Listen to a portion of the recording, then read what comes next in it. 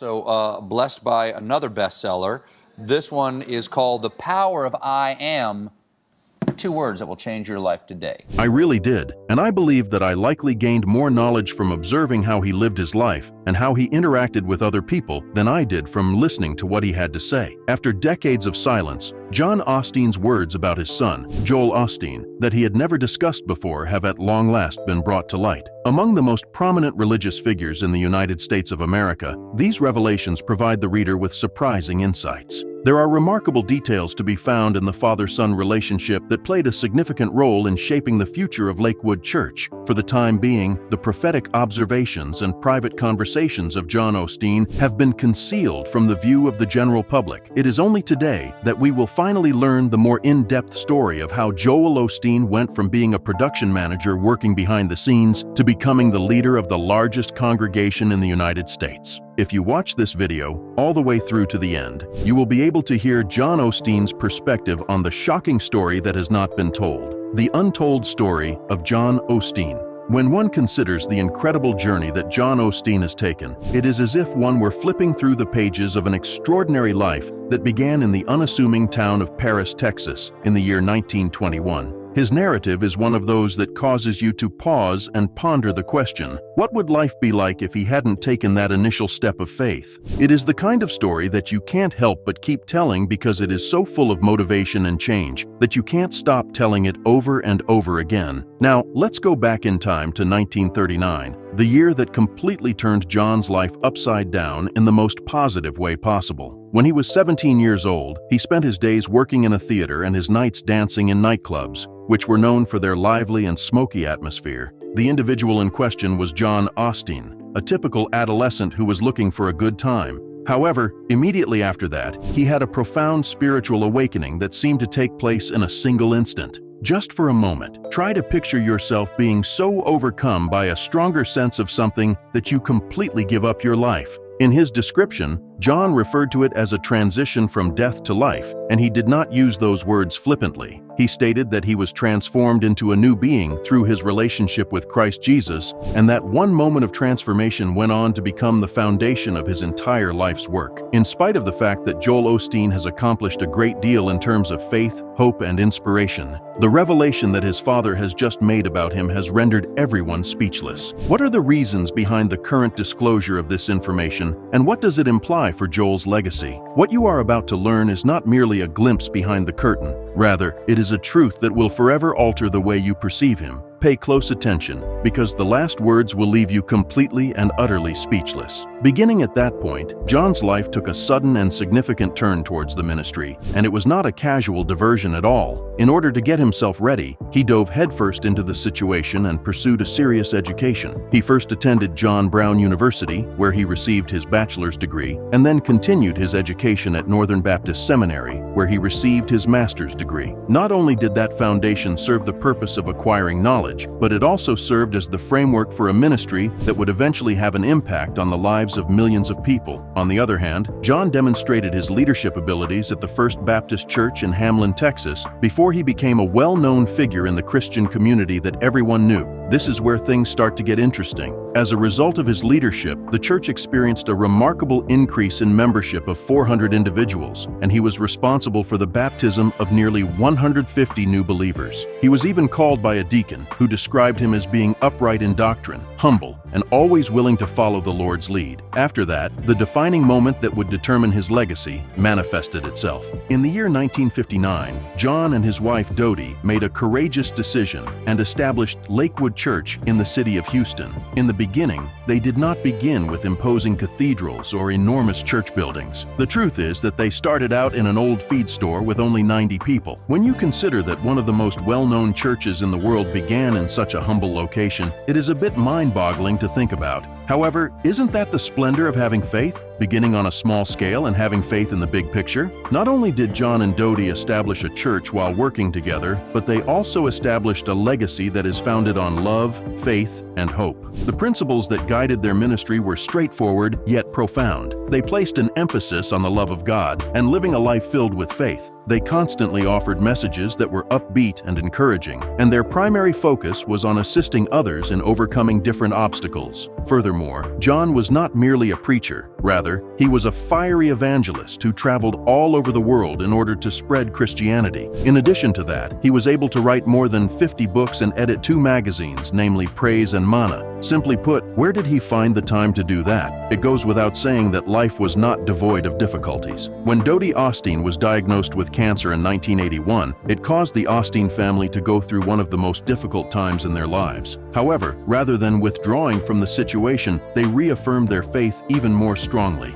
Their unwavering faith in the efficacy of God's promises was demonstrated by the fact that Joel's journey towards recovery became a living testimony. While it is one thing to preach about faith, it is an entirely different thing to actually put that faith into practice when your world seems to be falling apart. This experience helped them to place a greater emphasis on the power of faith in everyday life and on the intervention of God in their ministry. The early days of Joel Osteen's journey tell a story that seems almost too perfect to be real, like something out of a novel where fate whispers clues about the future. These words are prophetic when it comes to Joel Osteen. The thing is, however, that Joel himself did not appear to notice it at first. What would it be like to be surrounded by people who recognized your greatness long before you even considered the possibility of finding it within yourself? It was Victoria Osteen, the woman who would eventually become his wife and his biggest cheerleader, who was one of those people. She was possibly the most important of them all. Everything was glaringly obvious to her. As if it were the most obvious thing in the world, she would say that Joel had what it took because he had discipline, focus, and drive. She would say this as if it were true.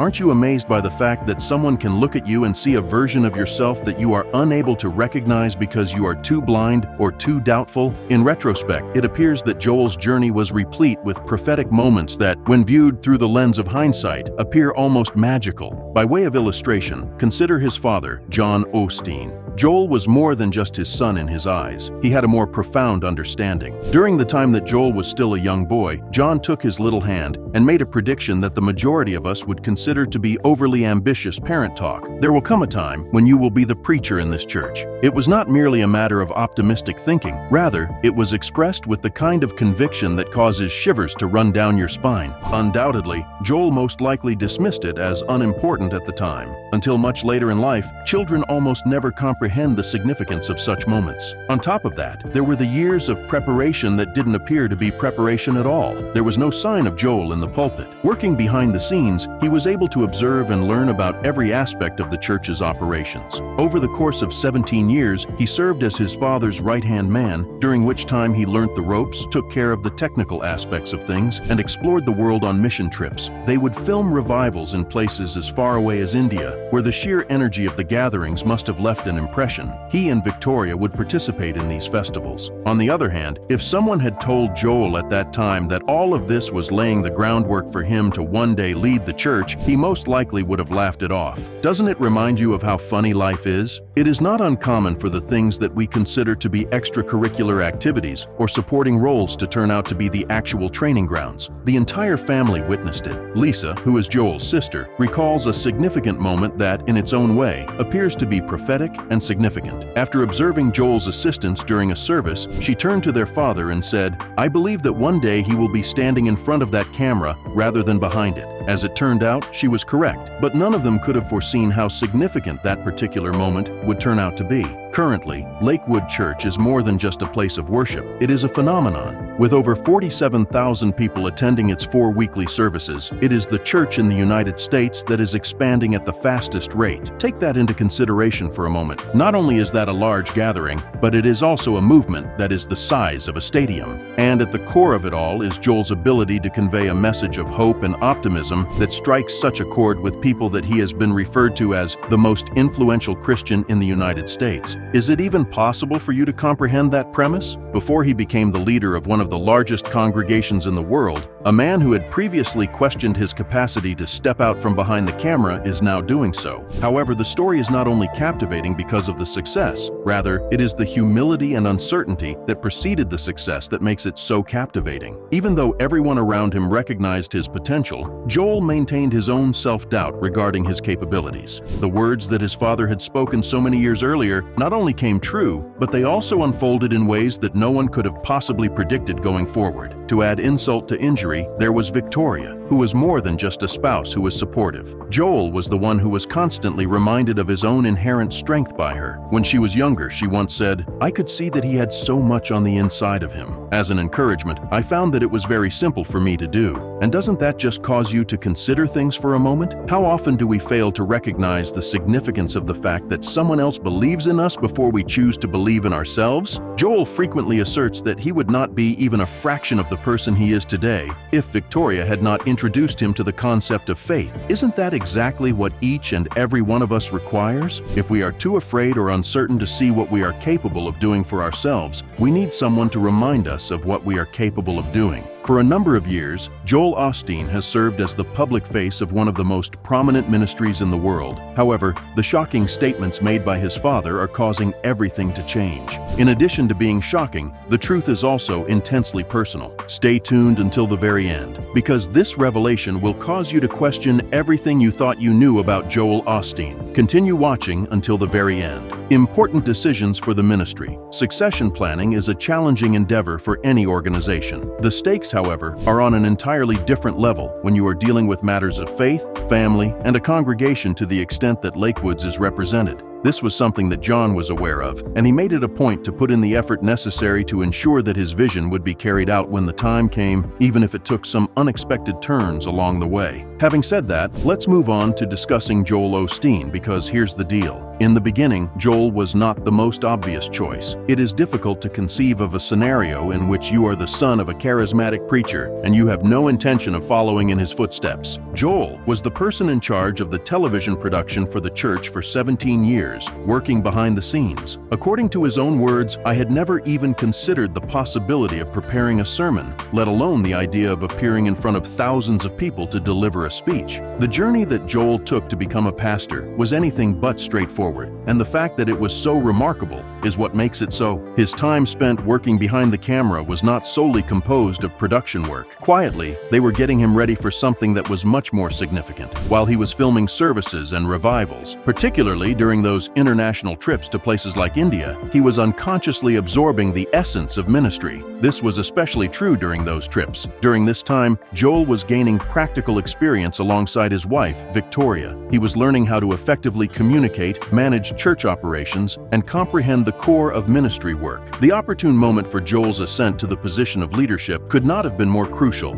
In January of 1999, when John first became ill, he asked Joel to preach for a single occasion. At that point in time, Joel had only ever delivered a single sermon in his entire life, and it had been the week before. What a term for being thrown into the deep end of the pool. Then, a few days later, John passed away suddenly from an unexpected illness. Later on, Joel referred to that particular week as the worst week of his entire life, which, to tell you the truth, who wouldn't feel that way? On the other hand, there are times when the most difficult experiences are the ones that drive us forward. During that particular week, when Joel stood in front of the congregation, they saw more than just John's grandson. They recognized a new leader. An embrace that could only be described as divine confirmation was their response, which was an overwhelming, rapturous applause. Without a doubt, Joel was not traveling alone on this journey. It didn't take long for his siblings, Lisa and Paul, who were also deeply involved in the ministry, to realize that Joel had found his calling. They provided him with support, which was essential because,